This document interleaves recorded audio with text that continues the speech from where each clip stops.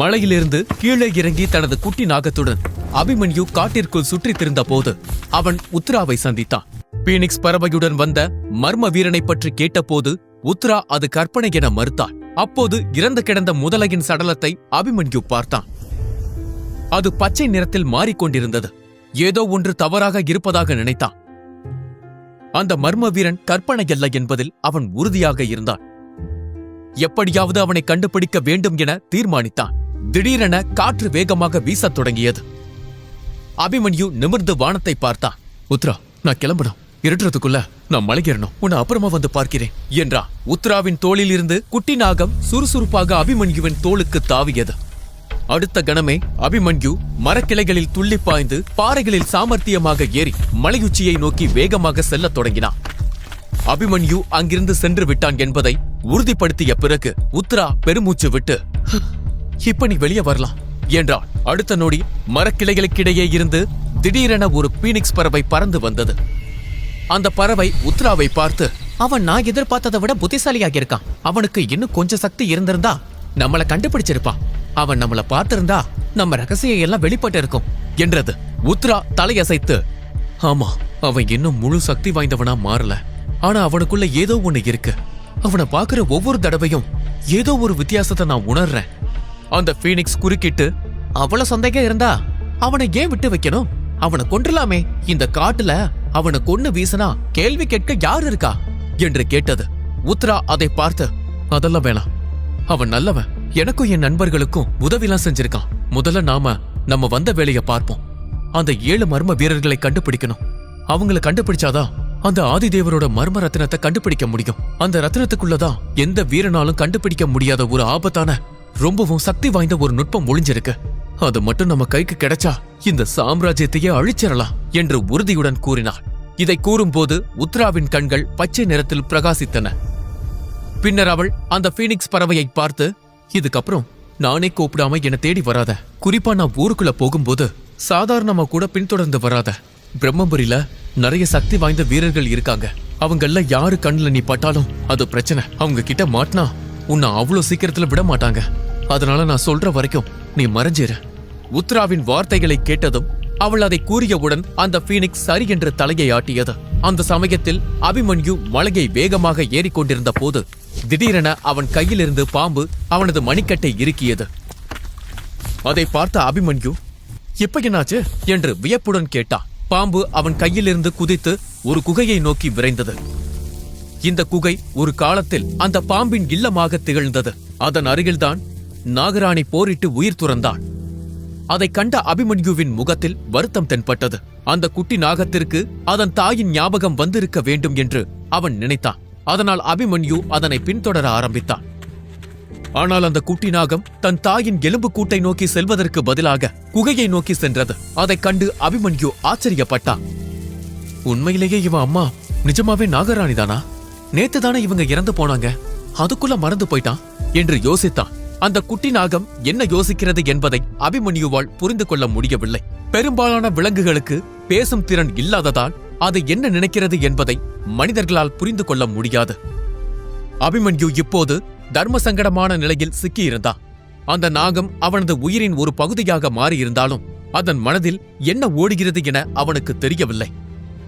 குட்டி நாகத்தின் இதயம் வலியால் துடித்தது. ஆனால் அதன் துயரத்தை வெளிப்படையாக காட்ட முடியவில்லை. அதன் உள்ளம் முழுவதும் தாயின் மரணத்திற்கு காரணமானவனை பழிவாங்க வேண்டும் என்ற ஒரே எண்ணம் ஆழமாக பதிந்திருந்தது. குட்டி நாகம் துணிவுடன் முன்னேறி சென்றது. அதன் நடத்தையில் பயம் என்பதே இல்லை என்பது போல இருந்தது. குட்டி பிசாசே, கொஞ்சம் மெல்ல, உள்ள ஏதாவது ஆபத்து இருக்கலாம். உன்னை காப்பாத்த உன் அம்மா கூட இப்போ இல்ல என்று அபிமன்யு எச்சரித்தான். அபிமன்யுவின் வார்த்தைகள் அந்த குட்டி இதயத்தை புண்படுத்தியது.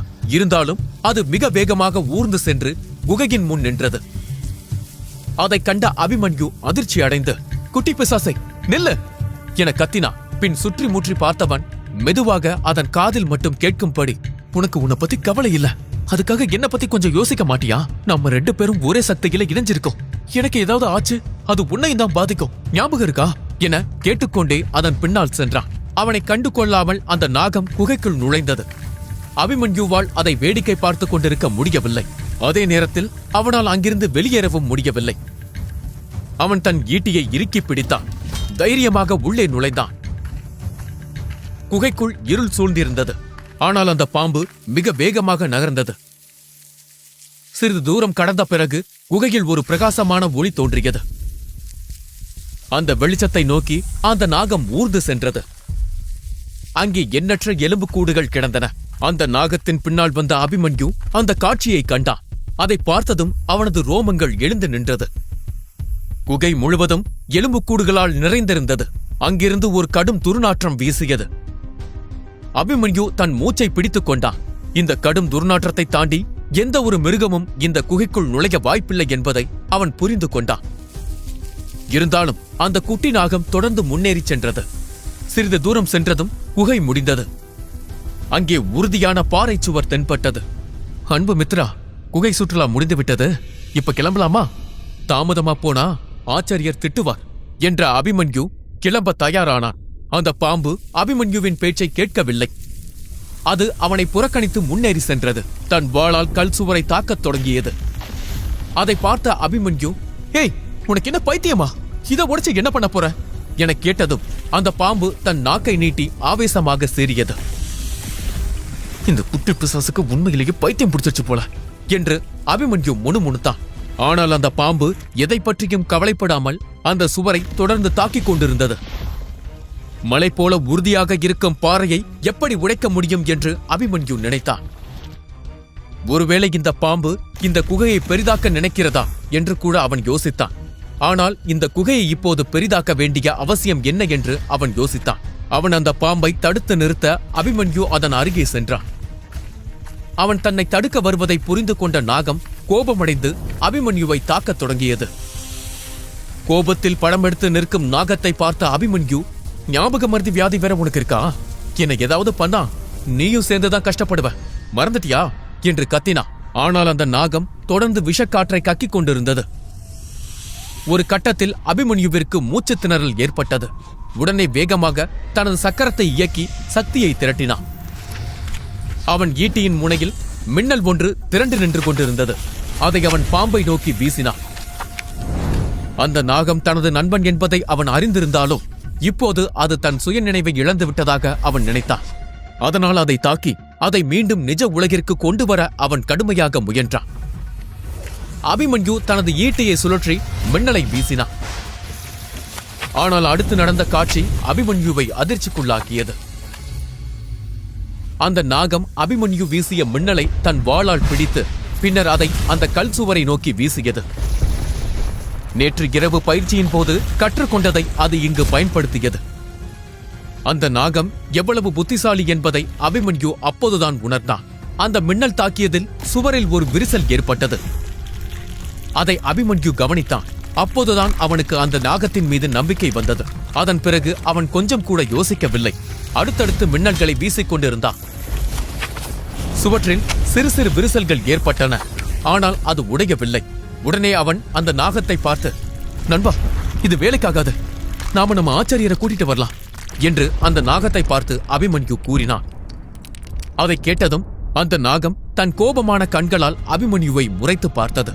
அதற்கு இது உடன்படவில்லை என்பது தெளிவாக தெரிந்தது. இந்த குட்டி நாகம் மற்ற விலங்குகளுடன் ஒப்பிடும்போது மிகவும் புத்திசாலியாகவும் ஞானமிக்கதாகவும் இருந்தது. அது தரையில் ஊர்ந்து கொண்டே சென்று அந்த சுவரை மீண்டும் மீண்டும் தாக்கியது. பின்னர் மண்ணில் எதையோ வரைந்து காட்டியது. அபிமன்யு கீழே குனிந்து அந்த பாம்பை பார்த்து, "நண்பா, ஏன் ஆச்சாரியரை வர வைக்க வேண்டாம்னு சொல்ற? இந்த குகை வேற யாருக்கும் தெரியக்கூடாதுன்னு நினைக்கிறியா?" அதற்கு அந்த குட்டி நாகம் வேகமாக தலையாட்டியது. "ஆச்சாரியருக்கு தெரியக்கூடாதுன்னு சொல்ற? நான் ஒரு சாதாரணமான ஆளு. எனக்கு இந்த ரகசியம் தெரிஞ்சா உனக்கு பரவாயில்லையா?" என்று கேட்டான். உடனே அந்த நாகம் அபிமன்யுவின் கைகளில் ஏறி அவனது கையை நக்க ஆரம்பித்தது. அந்த நாகம் அவனை முழுதாக நம்பியது. "இந்த ரகசியம் நம்ம 2 பேருக்குள்ள இருக்கணும்னு நினைக்கிறியா?" என்று கேட்டான். அந்த நாகம் வேகமாக தலையாட்டியது. தன் மீது அளவு கடந்த நம்பிக்கையை வைத்திருக்கிறது என்பதை அபிமன்யு புரிந்து கொண்டான். அதை உணர்ந்ததும் அவன் வேகமாக எழுந்தான். இவ்வளவு நேரம் அந்த பாம்பை தனக்கு வந்த ஒரு சுமையாகவே கருதினான். அதற்கு பைத்தியம் பிடித்திருக்கிறது, அது தன்னை கொல்ல பார்க்கிறது என்றெல்லாம் நினைத்தான். ஆனால் அது தன் மீது இவ்வளவு நம்பிக்கை வைத்திருக்கும் என்று அவன் எதிர்பார்க்கவில்லை. ஒரு நாகத்திற்கு இவ்வளவு நன்றியுணர்வு இருக்கும் என்று கற்பனை செய்து கூட பார்க்கவில்லை. இப்படி ஒரு நண்பனை பெறுவோம் என்றும் அவன் நினைக்கவில்லை. இனி ஒருபோதும் இவனை தனியாக விடக்கூடாது, என்ன ஆனாலும் இவனுக்கு தோள் கொடுக்க வேண்டும் என்றும் அபிமன்யு முடிவு செய்தான். பின்னர் இருவரும் இணைந்து மின்னலையும் இடியையும் மாறி மாறி வீசினர். இந்த பெரிய சுவரில் ஒரு துளை உருவானது. உண்மையில் அது துளை அல்ல, அது இன்னொரு குகைக்கான வாயில். அந்த புது குகை முழுக்க மூடுபனி புகை நிறைந்திருந்தது. அபிமன்யு அதற்குள் நுழைய முடிவு செய்தான். ஆனால் அந்த பாம்பு அவனது காலை சுற்றி கொண்டு அவனை முன்னேற விடாமல் தடுத்தது. இதை பார்த்த அபிமன்யு ஆச்சரியப்பட்டு, நீதானே இதுக்குள்ள போகணும்னு எவ்வளவு நேரம் போராடி இதை உடைச்ச, இப்ப உள்ள போக வேண்டாம்னு என் காலை பிடிச்ச என்ன அர்த்தம் என்று கேட்டான். ஆனால் அந்த நாகம் அவனை போக விடவில்லை. அது மீண்டும் மீண்டும் அவனை தடுப்பதை பார்த்ததும் உள்ளே ஏதாவது ஆபத்து இருக்கலாம், அதனால்தான் இது என்னை தடுக்கிறது என்பதை அவன் புரிந்து கொண்டான். அதன் பிறகு அவன் தனது சேமிப்பு மோதிரத்தில் இருந்து 2 ஒளிரும் கற்களை எடுத்து அதை அந்த துளை வழியாக வீசினான். அப்போதுதான் அவனுக்கு ஒன்று புரிந்தது. அங்கிருந்தது வெறும் மூடு பனியல்ல, கொடூர விஷம் பனி போல படர்ந்திருக்கிறது.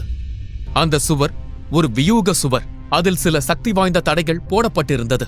அதை யாராவது உடைத்து முன்னேறி சென்றால் அவர்கள் அந்த விஷ மூடு பனியில் சிக்கி இறந்து விடுவார்கள். பின்னர் அபிமன்யு வெளியே நிற்க அந்த பாம்பு மட்டும் துளை வழியாக குகைக்குள் நுழைந்தது. அது உள்ளே சென்றதும் அதன் உடலில் இருந்த பச்சை நிற ஒளிக்கோடு மீண்டும் ஒளிரத் தொடங்கியது. அந்த பாம்பு இருள் நிறைந்த குகைக்குள் சென்று மறைந்தது. அபிமன்யு நீண்ட நேரமாக வெளியே காத்திருந்தான். ஆனால் அவனது நண்பன் திரும்பி வரவில்லை. அதற்கு என்ன ஆனதோ என கவலைப்பட்டான். குகைக்குள் 10க்கும் மேற்பட்ட பளபளப்பான கற்களை தூக்கி எறிந்தான். இருட்டாயிருந்த குகையில் வெளிச்சம் தோன்றியது. குகை முழுக்க பச்சை நிற விஷ மூடு பனி இருந்தாலும் உள்ளே இருக்கும் காட்சியை அபிமன்யுவால் தெளிவாக காண முடிந்தது. அந்த இடத்தை பார்த்தபோது அபிமன்யுவின் கண்கள் ஆச்சரியத்தில் விரிந்தன. அபிமன்யு அந்த குகையில் என்ன பார்த்தான்? சிறிய தெய்வீக நாகம் அபிமன்யுவை ஏன் அந்த குகைக்குள் அழைத்து சென்றது? அந்த மர்மமான பீனிக்ஸ் மற்றும் உத்ராவின் ரகசியத்தை அபிமன்யு கண்டுபிடிப்பானா?